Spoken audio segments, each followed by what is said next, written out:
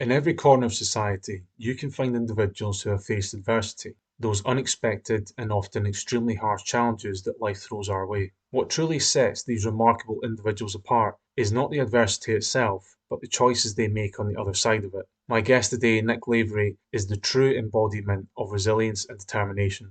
Nick lost his leg as the result of an insider attack while serving as a US Army Green Beret in Afghanistan. But what distinguishes Nick's story is the unwavering decision he made to forge ahead, not merely as a survivor, but as someone who would become the very best version of himself. Instead of succumbing to despair or allowing his circumstances to define him, he chose to rise above the challenges, embrace his new reality, and embark on the remarkable journey of self mastery. Today, we talk about the challenges he faced in the aftermath of losing his leg, his book Objective Secure and the lessons within it, the importance of discipline, and his plans for when he eventually leaves the army.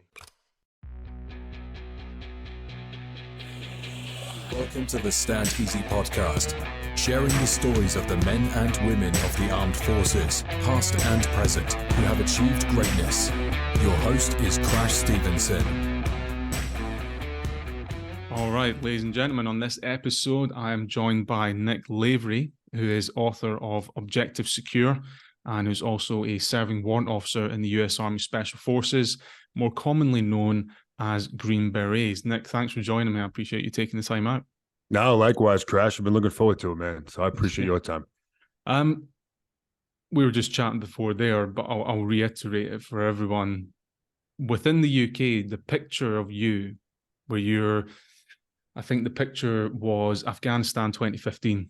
And it is quite a famous picture of you. When I've explained to people that I've got you coming on, they're like, "Oh, I've never heard of him." I show them the picture and they're like, "Oh, holy shit, that's him." It's phenomenal. So where does your journey begin in terms of your injury and starting to overcome it? Yeah, the journey with my injury began in 2013, in March of 2013, on my third trip over into Afghanistan, when I was wounded actually 3 times on 3 separate occasions in the same deployment. The last being obviously the most significant. I took a whole bunch of machine gun rounds to my leg and it just ripped it to shreds and ultimately resulted in its amputation above the knee. So significant life trajectory shift in that moment, right? Your whole world kind of gets flipped upside down. So that's where that journey, began.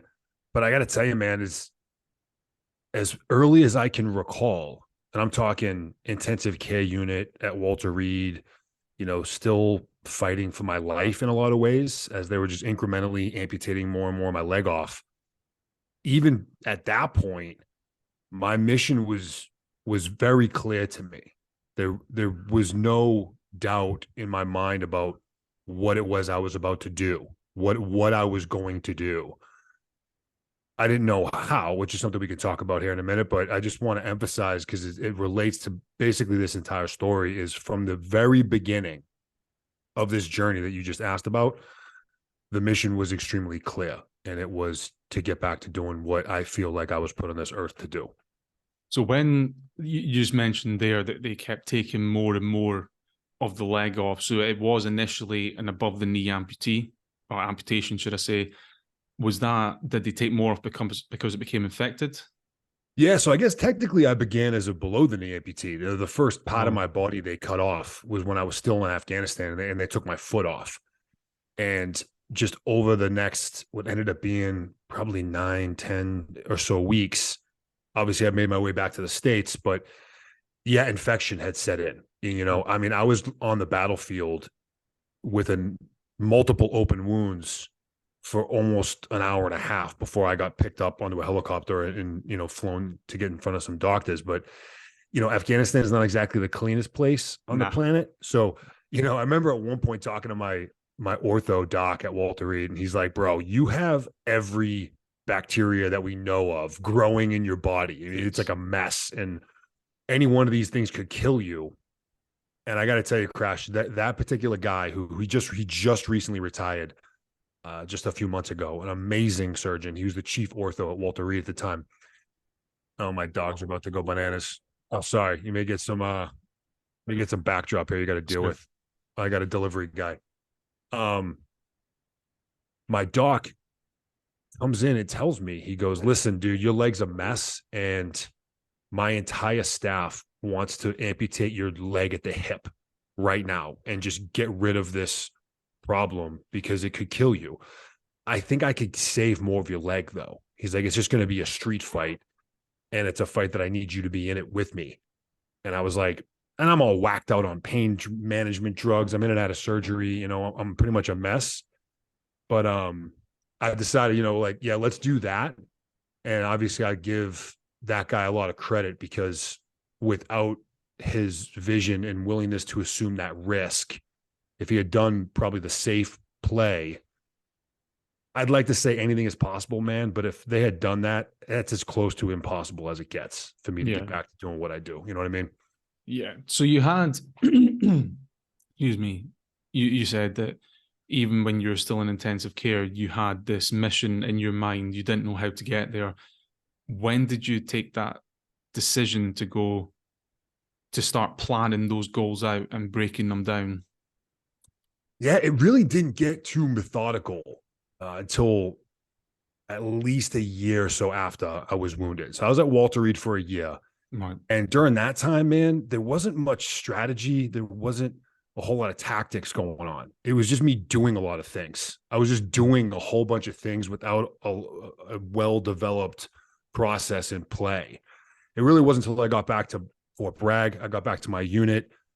You know, I was going through the med board process, and the Army was really trying to force me to be medically retired. So I'm in, you know, an administrative fight with the Army to stay in.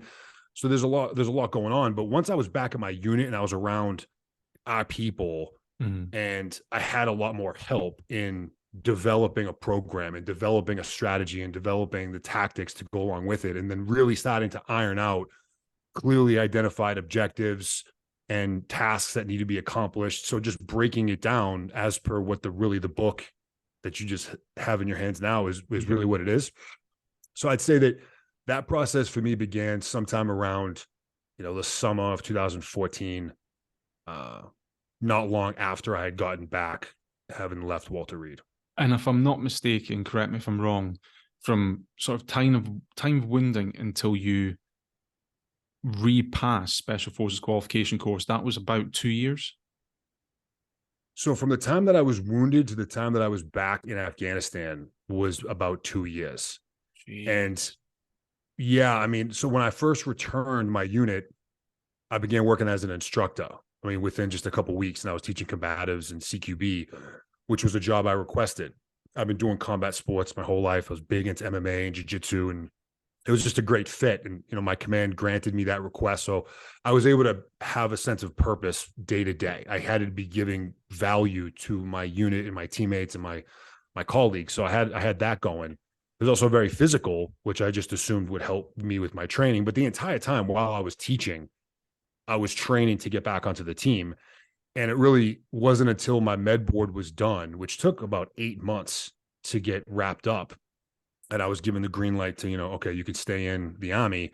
Then it was like, all right, how do I get back onto the team? Now that I've kind of gotten that administrative hurdle done with, how do I get back onto the team? And I vocalized that to my chain of command. And there really wasn't this well thought out process from them either. It was just, hey, go do a standard Army PT test. And I'm like, okay. And I go do that. I knock it out, and they come back and, okay, go do a 12-mile ruck march. Go do this. Just like your basic Army physical evaluations. And it wasn't until I finished, you know, maybe 2 or 3, maybe 4 of these events that my entire chain of command, all the way up to the group commander, realized that I just wasn't going to be going away anytime soon. They had to actually sit down and decide what they wanted me to have to do to get back onto the team. And they just created just this massive list of tasks and tests and assessments, and some of which were ones that no Green Beret had taken before. Like, they were literally creating new tests and assessments, like specifically for this. And that process ended up being 12 weeks. I had no idea how long it would be. Again, it wasn't clearly laid out. It ended up being 12 weeks where I would do anywhere from 2 to 4 different tests or assessments a week. And it was just nonstop for, 3 months. And then at the end of that was when I was given the approval to head back to the team. One of the favorite stories from your book was when you were at dive school, and if I'm not mistaken, it's a 3-kilometer open water swim. And you were granted dispensation to have a fin fitted over your prosthetic. Is that right? And yeah, I had a fin made up. Mm-hmm. You had that tethered to your belt loop or lanyarded, and 1 kilometer in, and it came off. And when I read this, I was like, Jesus Christ. But then you said that you just had to sort of concentrate on using your upper body to get through the waves. And 2 kilometers of, and that was the other thing as well, was the fact that it acted as an anchor. So not only were you one limb down, you were having to use predominantly more your upper body, and you had an anchor, and you still managed to come in on time and pass that. That's just, that must be a testament to your mindset of just sheer grit and determination to get through shit. Yeah, I appreciate it, man. The irony of that is one of the tests that you have to pass that test before you can even go to dive school. That's one of the many events that you have to complete before you can go. So I had successfully done the 3K in open water, not in the ocean because I live in Tennessee, but in open water many times in the past. So it was one of the events that I was supremely confident going in that I would do it because I had done it before already. So it was almost like something I wasn't thinking about. Like, yep, 3K, I got this, no problem. I know my stroke. I know my counts. I know I was good to go. And then of course, life throws a curveball at me. And now I'm dealing with what you just described. So it went from something I was supremely confident in to, holy shit, not only do I not know if I can complete this, but like I could die trying, literally. So yeah, it's one of those moments which are moments that most, if not all of us get to sometimes daily. And it's just that crossroad point in time, and just, how bad do you want it? And everybody wants something. It's easy to say that, I really want this, but like when the decision is in front of you, what are you willing to risk? Are you willing to risk? How far are you willing to actually go within the 3-dimensional reality that we're in? What are you willing to sacrifice to get to that end goal? Yeah. What are you willing to give up? And it's an independent question, and, there's no wrong answer, and everyone draws that line somewhere, and that line moves, and the goalposts move, and sometimes the sport changes. So, you just got to be able to make that quick decision in real time. And that's one of those where I was like, yeah, man, I'm going all out, and I'm either going to make it or I'm going to die trying, and I'm okay with either. That's insane. Like the swim, you said, was something you'd done before, didn't give any thought of it because, you've done plenty of it before. Was there anything of all the tests that you've done that you thought, this is going to be more difficult with a prosthetic leg, and actually turned out to be easier than you thought it would be? Or was everything quite challenging? That's a great question. I'm not sure if I've been asked that before. And I love being asked questions that I've never been asked before, because I've been asked a whole bunch of questions. Most things, Crash, are more difficult with one leg versus two. We live in a two-legged world with human beings. This is just the way that we are created and the way that we've evolved. And then the infrastructure and the world we live in is built for such. So most things are more challenging. But the first thing that comes to mind is jiu-jitsu, and it is my jiu-jitsu game. And I would say that there are significant disadvantages to being on one leg. But two things that I think of off the top of my head that provide an advantage for me. One is jiu-jitsu is a weight class driven sport, right? So my current body weight now, as I sit here talking to you, is I'm around, 225, 230 pounds.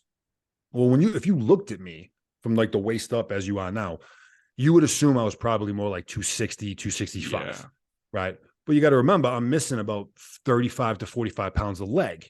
So when I was competing a lot, and I haven't competed in a while, but, I I would be going up against opponents whose upper body was nowhere in the same realm of as big and strong as me.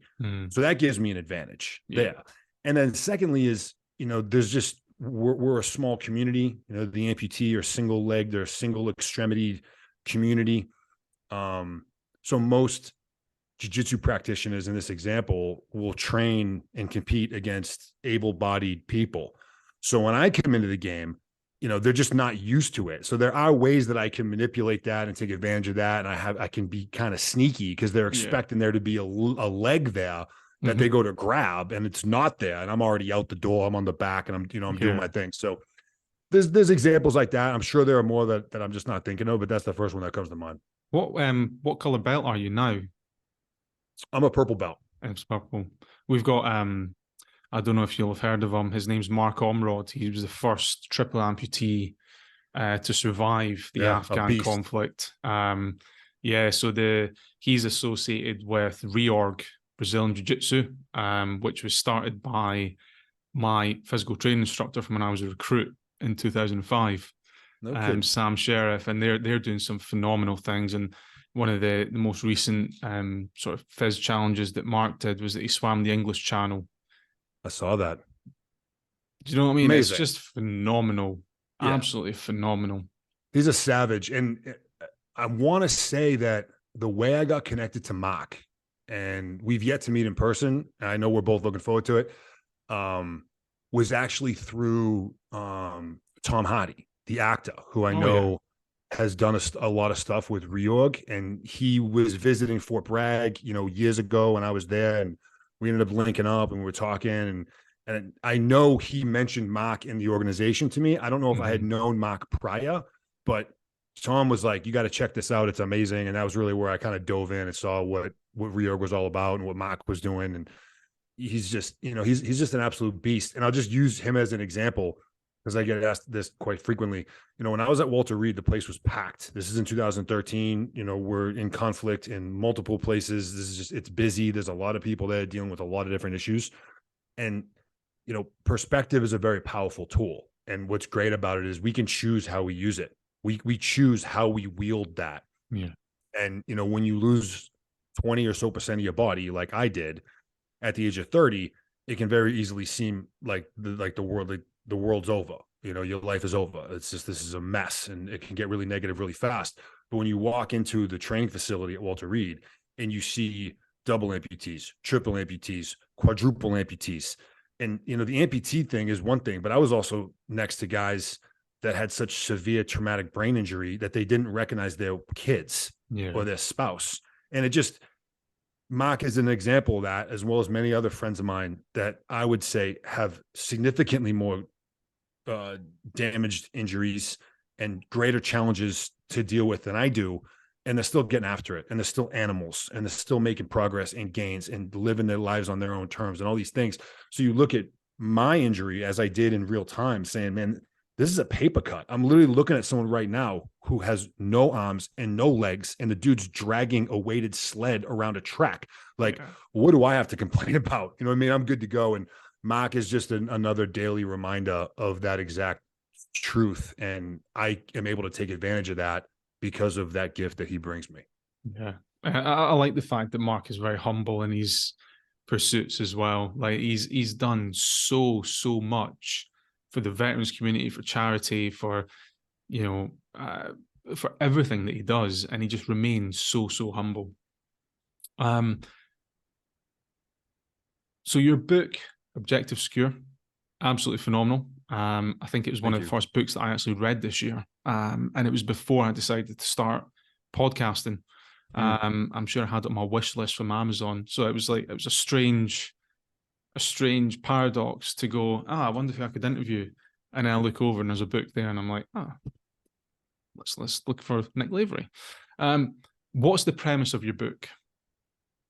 Yeah, I'm glad you asked, man, because there's still, no matter how often I talk about this, kind of a misconception of what it is. And I think, and that's fair and understandable, especially as a special operations guys, we as in the special operations community tend to write a lot of autobiography type books or just like the story of coming into the military and some hellacious, crazy event, in Iraq or Afghanistan or whatever it is. Objective Secure is not an autobiography. It is not, my memoirs. It's not the Nick Lavery story. It is not that at all. It is quite simply the process, the methodology, the philosophy, the tactics and tools that I used to get back onto the team and that I continue to use today in pursuit of, my next goal and next ambition. You mentioned dive school, like that Objective Secure is the way in which I live my life. And the reason why I wrote it is once I gradually and somewhat painfully began kind of putting myself out there a little bit more and, social media and whatnot, the picture that you saw however many years ago, that was all really hard for me to do. It still is in a lot of ways, but, I started opening myself up a little bit. I started getting asked the question, first once and then a dozen times and then 1,000 times, how did you do this? And it's a fair question. Yeah. And I was answering people just one at a time. And I realized very quickly after doing that for multiple years that it was incredibly inefficient way for me to do that. I wanted to provide people the answer, but it was just, I was writing the same thing over and over. So I just created an outline that answered that question. And it was maybe, 8 or 9, 10 pages just on a Microsoft Word document that I would just copy paste and send to people. And I just used it that way for years. And it really wasn't till 2020, we're in like peak COVID, everyone's locked down and the gyms are closed and the fight houses are closed and everyone's work schedule's all weird. And we're all trying to figure out how to do this. And one of my best friends, we played high school or college football together. He's now my business partner, hits me up out of the blue and says, I think you need to write a book. And, I fought it at first because in my mind, I was thinking he was talking about kind of the autobiography, which I had zero interest in doing. And then I realized that I kind of already had an outline for something. And I know it's been working for people. And again, with all the extra time and energy I had on my hands, thanks to us being in lockdown, I just reinvested that time into writing. And it's wild, man, that I realized at the age of 38, I think I was 37, 38, that I had a passion for writing that I didn't know I had. I didn't know it existed. If I was writing something prior to that point in time, it was because I had to, and it was painful, right? Yeah. For school or for work or whatever. It was just this chore. But I realized that when you sink your teeth into writing something that you're passionate about, it's an entirely different creative writing process, something that I was totally unfamiliar with. And I just got obsessed with it, man. And I just dialed in and, fast forward, we ended up being about 3-4 months. And I was sitting on, a book, and it's kind of wild to look back and see how fast it was created. That's insane. It's funny you mentioned that because as we were chatting about before I hit record, I had Ryan Mickler on 2 nights ago. So he's published 2 books, and he said that he absolutely hates writing now. He said the second book was just not a bore. I don't want to misquote him, but it was just like dragging on, and because obviously Ryan is very methodical in how he does things. So he would sit there and I forget if it was 1,000 words a night. I think it was. He committed to writing 1,000 words a night, regardless of what he wanted to do. And he committed to doing that. So I can kind of understand if you're sitting there, sometimes you get writer's block and whatnot. But it's interesting to see that clearly Ryan's very passionate about his subject of masculinity and becoming a better man, but he vehemently dislikes writing books now, whereas your passion is something that you've almost discovered, and you're sitting there and it's absolutely phenomenal. Do you think you'll write a second book? Yeah, I'm already working on a few more. And I will add, Crash, that because it's a great point and it's important, is that as much as I realized how much I do enjoy writing when it's something that you want to write about, it absolutely was a grind, and it is a grind, and I do it now. And I took the exact same approach that you just outlined, because when I decided to write Objective Secure, it was, I want to say, July of 2020. My team and I were deploying into Iraq in December of 2020. So I just said, I'm gonna take this window and just see what I can do. I researched, word count length for kind of what I thought maybe I wanted it to be. And I just did the backwards math. I did the exact same thing. I think my number was like 600 a day. I need 600 words a day between now and blank to get to that total word count number, which I think is where it should be. And there are times I'd go in, I'd pop up out of bed at 3:00 in the morning, an hour and a half before my alarm was going to go off, because I just had to get up and write. There were moments like that when I would do it and I'd burn down 2,500 words and I'd look up like, what the hell just happened? And there'd be other days where I'd sit down and I would just stare at the screen, and the number 650, whatever my word count was for the day, was just staring me in the face. And you just have to grind and gut through it. So even when you love it, and this is a great kind of analogy to life, is even when you love it, there's going to be times that completely suck. And that's when the discipline comes in. That's when the grit comes in. And like, are you willing to work through that? Because if you're only executing when you feel like it, you're going to lose. You may win a couple battles, but you will lose the war. It's the people that are able to do when they don't want to that ultimately win with consistency. Yeah, absolutely. So in the book, I'm not entirely sure what you call it. I gave it the name of the decision matrix. So you've put the determine the current situation, define the mission, frame the problem, and then identify lines of effort. And one of the things that I really liked about it was that you had done it, as you said, you'd done it for getting back on the teams, but then you'd also done it for someone doing something as simple as buying a house. So looking at their credit, looking at the neighborhood, looking at the crime statistics, looking at, every conceivable object that you would need to look at in order to buy a house. So if anyone is looking to set goals and do that, absolutely grab Nick's book and have a look at it, because it was absolutely phenomenal. Just going back to your time before you rejoined your team, or before you rejoined the teams, were you worried at all that despite the fact that you had still completed every single physical, academic, and mental challenge that the chain of command had set for you, did you ever think that your teammates would treat you differently? Or were you confident that, I've proved myself now, I'm happy to rejoin you guys? That's a great question. It's one I enjoy talking about because it highlights a couple things. When I set my sights on this at Walter Reed, it was entirely about me getting back to doing what I decided my purpose in life was to do and what I love to do. It was about me doing what I know I need to do. You could call that selfish in ways. You could call that narrow focused, tunnel vision, whatever. All's probably accurate. Once I started going through these assessments, I want to say I was maybe 2 or 3 weeks in, which would ultimately end up being 12 weeks. I woke up in the middle of the night, heart racing. And this is about 1.5 years since I was wounded. And I realized in that moment that I was going back to a team, a word you just said. I was going back to a team. And I had not considered those other guys once up to that point. And I was consumed with guilt. I felt horrible about myself. I felt like a complete piece of shit teammate because I hadn't even thought about them. I was so obsessed and so zeroed in on me doing what I know I need to do that I didn't even consider them. I go into work the next day, and again, I'm working as an instructor, and those guys are still on the detachment doing their thing. But we link up, and these guys have been physically around me most days on most weeks in the gym together, training together, talking, hanging out. I wasn't on the team. I was working as an instructor, but that was my team, and those were my guys. So we were close. I went in and I said, guys, listen, first off, I apologize because I haven't thought about this until now. I feel horrible. But have you guys thought about this at all? Have you guys talked this through? Because I see you day to day and you guys are like, you're killing it. Keep going. Let's get another workout in. It's all positive and motivating all the time.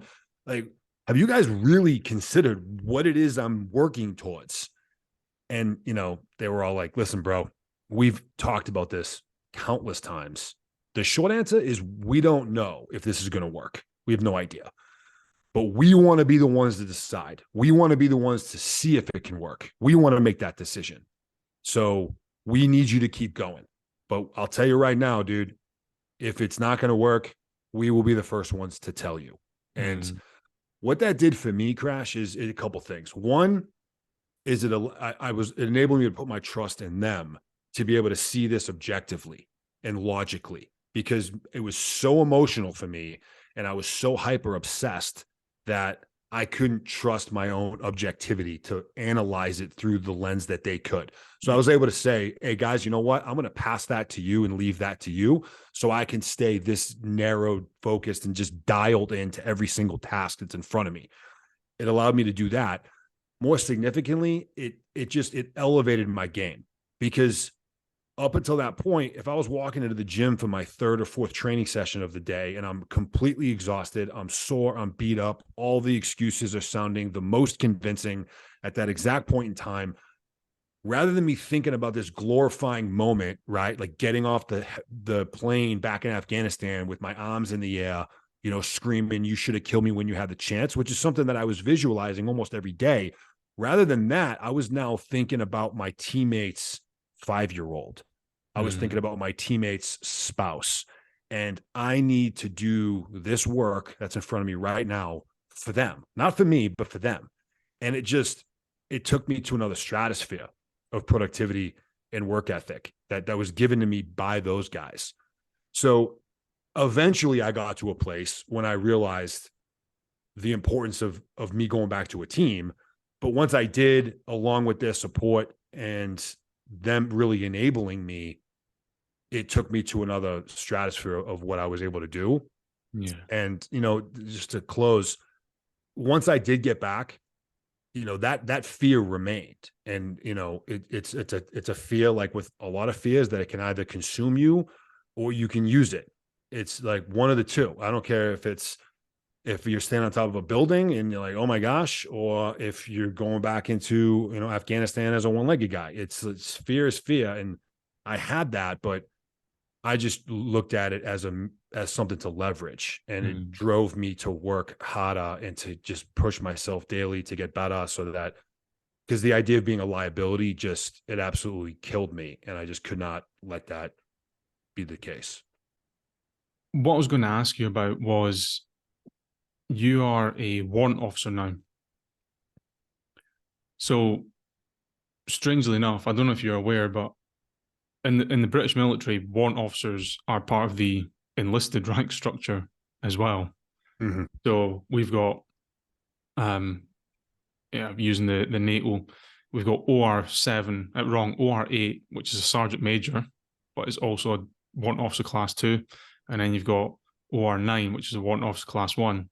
Mm-hmm. What I was going to say, what possessed you there? What sort of inspired or motivated you to move from being in the enlisted to going warrant officer versus officer? Or was that a decision that, you know, were you not able to go officer and had to go warrant officer? How did that work out for you? Yeah, so I mean, going from enlisted to officer is absolutely an option. It was for me. I never considered it, because to go from enlisted to officer as a Green Beret, you will have to spend time on the conventional side. As a second lieutenant, first lieutenant, we only have captains or above as officer Green Berets. So I had zero interest in leaving the Special Forces to go do that. So that was immediately removed. The real question was, do I become a warrant or do I stay enlisted? And, you know, the reason why, and there's a few, but, you know, I was looking for the next challenge professionally. And those challenge, you know, there's always challenges as you progress and you just live day to day. For me, it was the crossroads of, I'm going to become an E8, which is a master sergeant, which would give me the position of a team sergeant. And in our world, I would argue that the team sergeant is the greatest job there is. You run the team, right? Everyone on the team, all the guys on the team, minus the warrant and the captain, all work for the team sergeant. He runs the team, and it's an amazing, challenging position. It's just, it tends to be really short-lived. Usually they get about 2 years to do that. And then once that 2 years is up, then you're kind of at the mercy of the Army and the regiment, but you're basically doing staff work for the rest of your career. When you go warrant, it resets your entire clock, because warrants are expected to do anywhere from 4 to 6 years on the same team as a warrant officer.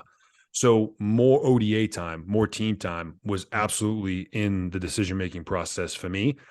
And, when you become a warrant officer and you're being assessed as a candidate to be a SF warrant officer, they're assessing you as the potential to be a detachment commander. Right. To actually command an element. The SF ODA, which is 12 guys, that's not just a random number. 12 is done on purpose, and it's because we're built to be able to work in a split team capacity. So 6 and 6. Yeah, it's That's the same why, as what commando forces in the UK have. Our strike teams are 12 oh, is that men right? now. Yeah. Okay. And, that's not just a random number. Like, this is why. And we want 2 6-man teams.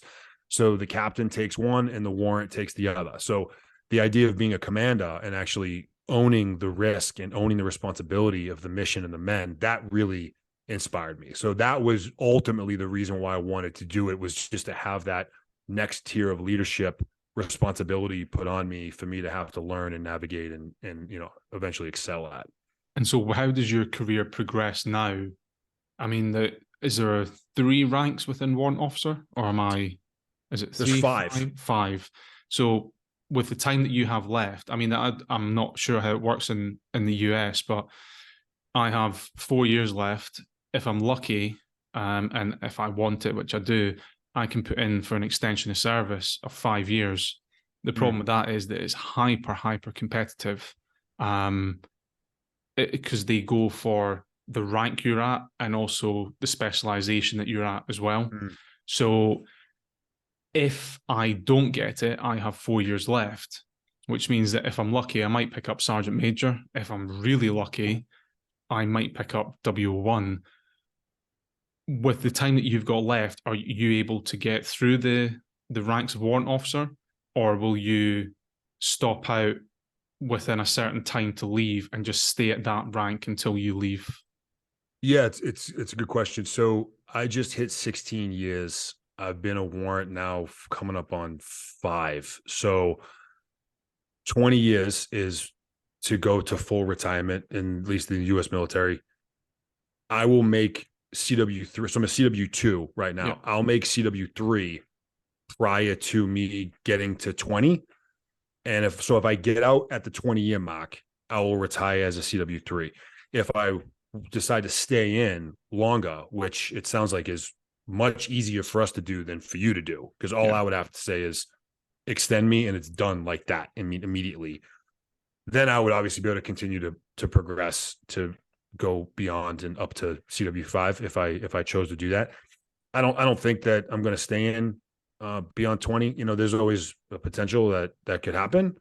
But if I were to bet today, right now, talking to you, I'll go to 20 and then I'll call it a day. So if that ends up being the case, then I'll get out as a CW3. So what would you look at doing when you get outside? Have you thought about that yet? Yeah, man. Not only have I thought about it, but I've been doing it, and I'm just incredibly blessed because a lot of guys struggle when they transition out of the military, regardless of the circumstances. Whether it happens because you got blown up and all of a sudden your career's over in a month, or you do 22 years and you retire on your own terms. The transition process is likely a challenge for most of us, especially those of us that stay in for longer.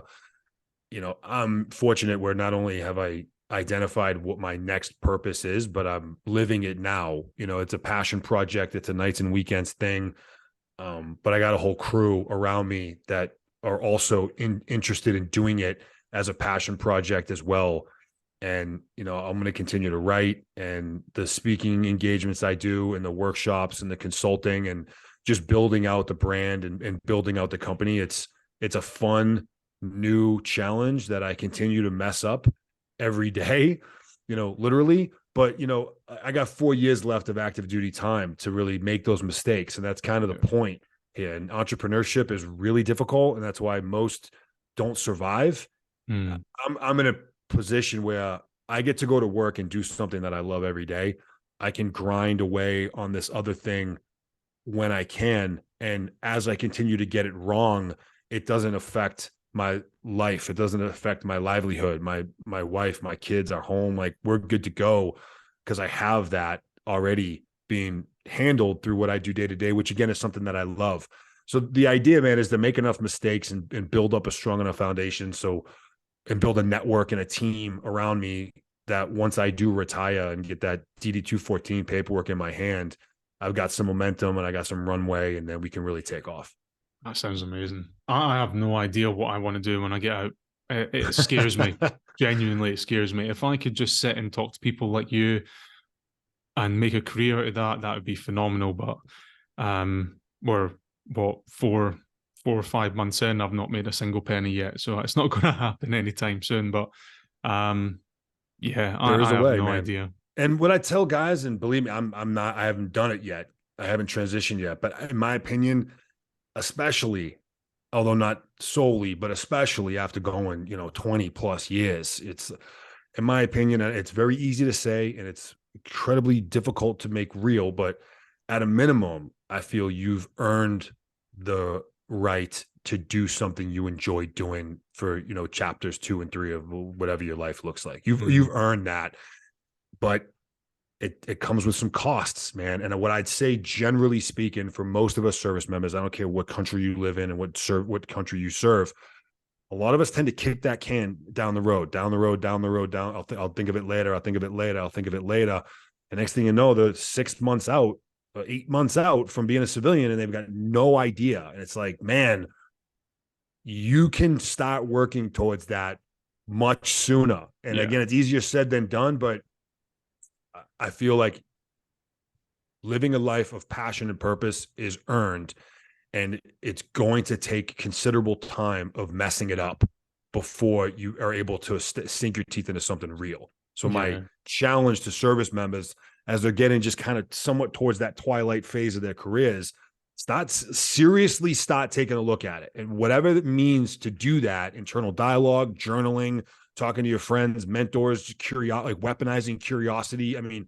whatever it is, but start grinding towards it now, 2 years out, 3 years out, so that you can fumble through it, so that you've got something solid to move into and hopefully avoid the transition disaster that a lot of people fall into that can get quite catastrophic quite quickly. Yeah, absolutely. Conscious that we're almost at the end of time here. Firstly, thank you for coming on. It's been an absolute pleasure. There's a question I ask every guest. It's the last question I asked them, and it's very unique in that the answer is unique to every single person. And that question is, what does it mean to you to serve in the armed forces? It means a lot to me. The word purpose, which is one I'm sure I've said it more than a few times during this conversation, there's a few definitions to that. People may have different interpretations of what that means. But scientifically, according to psychology and neurology, those that identify a lifestyle that has purpose built into it become high achievers and are able to reach elite status of a particular craft or skill or trade. And the way I define purpose is being a part of something bigger than yourself that positively impacts others. And although I didn't come into the military knowing that this was a purpose for me, I discovered it once I began doing it, and just flat out could not conceive doing anything other than that. And while I love what I get to do, which passion is a term, right? You love what you do, but passion is for me. Purpose is for somebody else. And I've been able to find both of those within serving in the United States military. And while there's absolutely the patriotism that comes with that and wanting to serve a nation and a society as a member of the Praetorian Guard, I will stand in between all of you And whatever that threat is, regardless of what that threat is, and regardless of your interpretation or opinion of me, I will do that, as would you, as would all the service members. That's part of the oath that we sign up for, is to be one of those individuals on the wall, on the line, and all that comes with it. While there's that, more granularly, it's the guys to my left and right, and living a purpose, for them. I can see them and smell them and touch them, and I know their families and I know their desires, and that's the sense of purpose that I get day to day. It's the American people is there, and it's in my heart, but my teammates are there right in front of my face. So to be in a position in a small team environment where it's you and 9 or 10 other guys, and you look at that person in the eye and you say, I'm going to put my life in your hands and you're going to do the same, and we're going to go to work today. And you do that every single day, oftentimes in some of the most austere, kinetic, dangerous environments on this planet. That's pretty special. And I've yet to find something that even could theoretically replace that void, that vacuum, that effect. So not only has military service given me multiple gifts, a sense of purpose and passion, and a reason to get up and go full throttle towards something, it's enabled me to continue to live moving forward, and what, phase 2 and what phase 3 and what phase 4 looks like. Objective secure, man. Like, there's nothing revolutionary really in that book. I've been taught everything that's in there, and I just use the tools taught to me by some amazing human beings that have facilitated me just operationalizing my whole life. You can use the same practices no matter what it is you're doing, whether you're trying to build a house, cook a dinner, or climb a mountain, or go into a gunfight. It's problem solving, and it's methodical thinking, and being able to operationalize your success and operationalize your future. I would not have those skills had I not decided to raise my hand and swear that oath. So my family has reaped the benefits of my service. Obviously the people of this nation, my teammates. So it means a lot, man. I consider it to be the greatest honor that a person can take on, is to pledge themselves to a society in which they will defend at all costs. Awesome. So yeah, you can hear the passion in your voice. Absolutely. That wraps up this week's episode. Nick, thank you again for joining me. It's been a pleasure. And drop me a line when the next books come out, because I will look forward to reading them as well. Absolutely, bro. I appreciate the time. Great conversation. I enjoyed it. I know this is a new passion project for you, a new initiative, man. As great as this conversation has been, man, really, I'm just glad I got turned on to you and your platform. So I'm a fan. I'll be listening. I wish you the best of luck, and let's do it again sometime. Definitely. All right. Cheers, Nick. All right, brother.